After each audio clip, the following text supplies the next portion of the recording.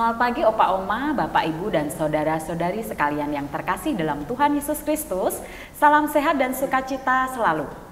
Kembali lagi bersama saya Neneng di acara Oke Hari Ini, Orang Kudus Hari Ini, edisi 26 Desember 2022. Baik pemirsa sekalian yang dikasihi Tuhan, kali ini sudah hadir bersama dengan saya seorang narasumber, salah satu anggota Sosietas Santa Clara. Beliau adalah Oma Susi. Selamat pagi Oma Susi. Pagi, apa Mbak kabarnya hari ini? Baik sekali, Sukacita. puji Tuhan. Masih terasa loh sukacita Natal ya Oma ya. Betul. Mari kita ucapkan dulu Selamat Natal kepada penggemar setia acara Oke Hari Ini, Orang Kudus Hari Ini. Baik. Ya Oma ya. Ya. Oke. Kami keluarga besar Sosietas Santa Clara dan segenap kru acara Oke Hari Ini, Orang Kudus Hari Ini mengucapkan Selamat Hari Natal. Semoga damai dan sukacita Natal selalu menyertai kita semua. Amin. Amin.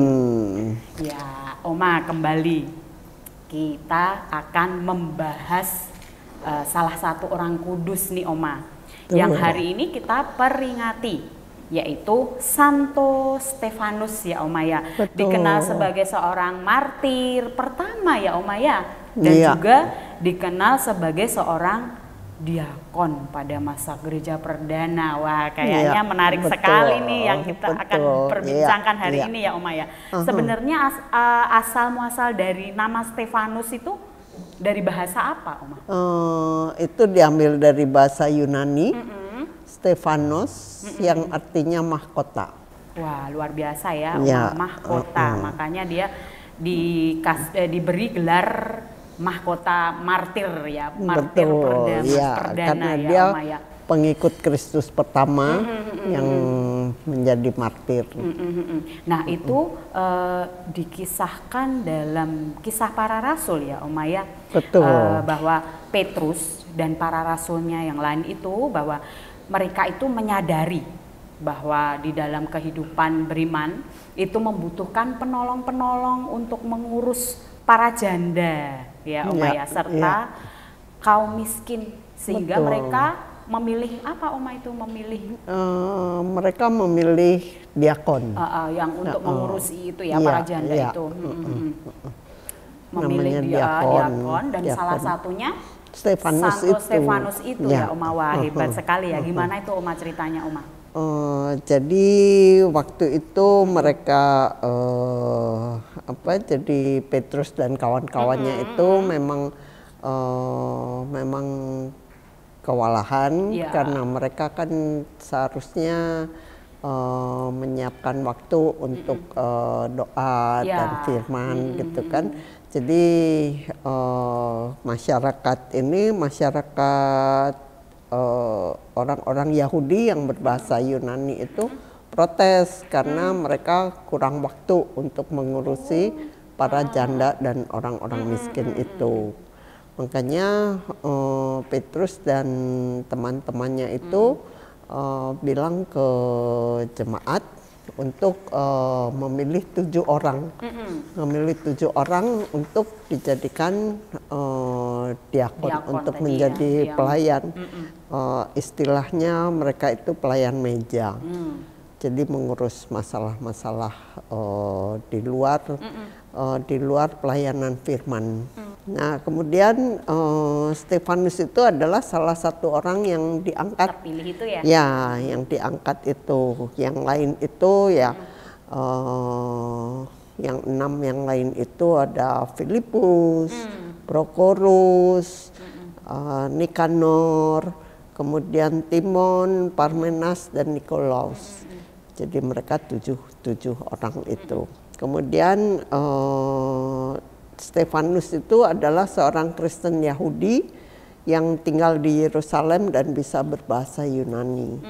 Kan tadi dikatakan bahwa beliau adalah nantinya akan menjadi seorang martir. Bagaimana kisahnya sehingga nantinya sebagai seorang martir itu bagaimana kisahnya sebelumnya itu? Dia tuh Stefanus itu dia setia sekali dalam iman dan teguh dalam prinsip. Ya pandai berpolemik, kemudian juga sangat radikal pandangannya mengenai tradisi-tradisi dan lembaga Yahudi. Makanya dia dan Tuhan mengadakan banyak mujizat melalui Stefanus itu. Ini, ya, betul. Nah, kemudian para musuh gereja Yesus itu merasa geram melihat betapa khotbahnya dari Stefanus ini sangat banyak pendengarnya gitu. Jadi mereka merasa geram dan mereka bersekongkol untuk melawan dia, melawan Stefanus itu ya. Mereka karena mereka tidak bisa melawan kata-katanya dengan bijaksana gitu ya. Sehingga akhirnya dia seperti mengangkat gitu ya. Ya, mengangkat saksi-saksi dusta. Saksi dusta bahwa perkataan Stefanus bahwa itu tidak benar, tidak betul. Tuhan, Iya, gitu-gitu betul. yang buruk ya. Jadi dia enggak ini, tapi Stefanus nggak takut. Nggak takut untuk melawan itu semua. Nah, kemudian waktu di hadapan Sanhedrin juga dia melawan ya, dia tetap melawan kaum Farisi itu dan membela karya misioner di antara orang-orang Yahudi. Sedangkan dalam sidang pun dia tetap berteguh ya, karena dia selalu dipenuhi oleh Roh Kudus gitu.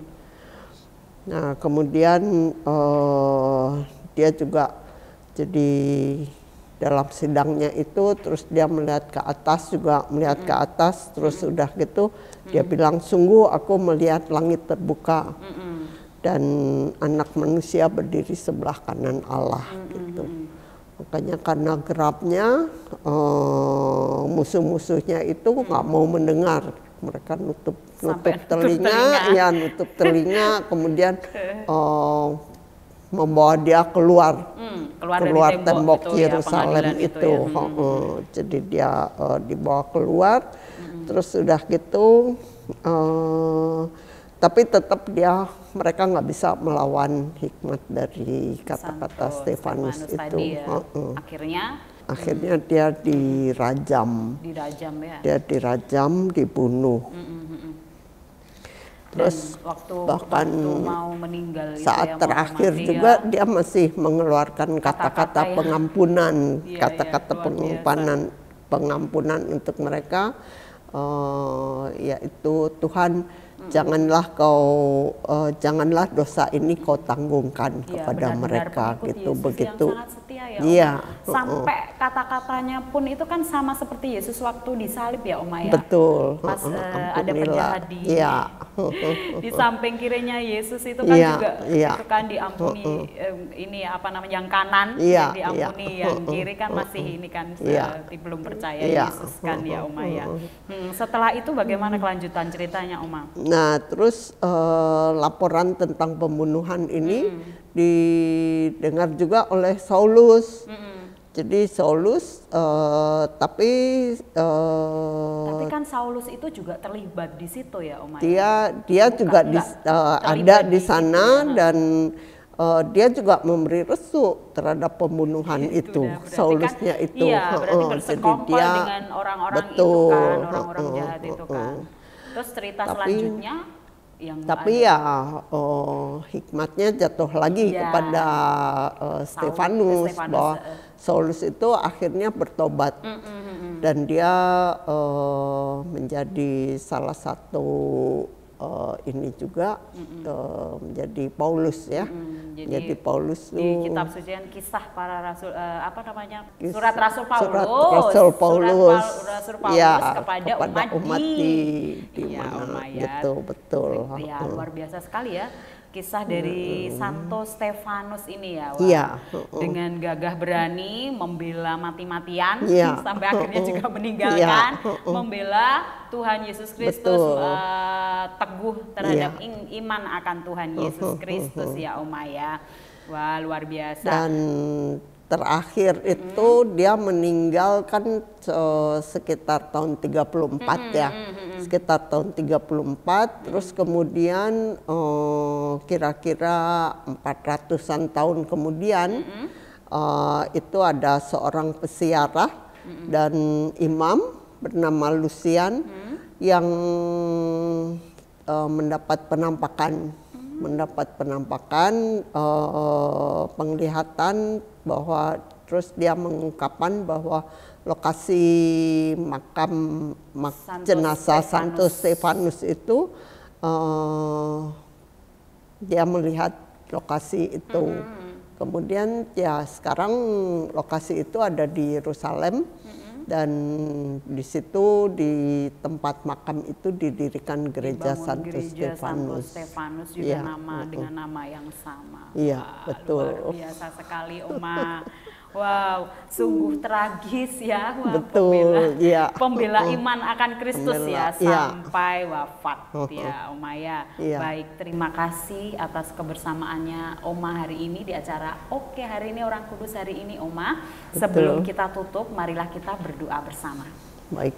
Dalam nama Bapa dan Putra dan Roh Kudus. Amin. Santo Stefanus, doakanlah kami. Kemuliaan kepada Bapa, Putra dan Roh Kudus seperti pada permulaan, sekarang, selalu dan sepanjang segala abad. Amin. Dalam nama Bapa dan Putra dan Roh Kudus. Amin. Baik pemirsa sekalian yang dikasihi Tuhan, sampai jumpa di acara Oke Hari Ini Orang Kudus hari ini selanjutnya.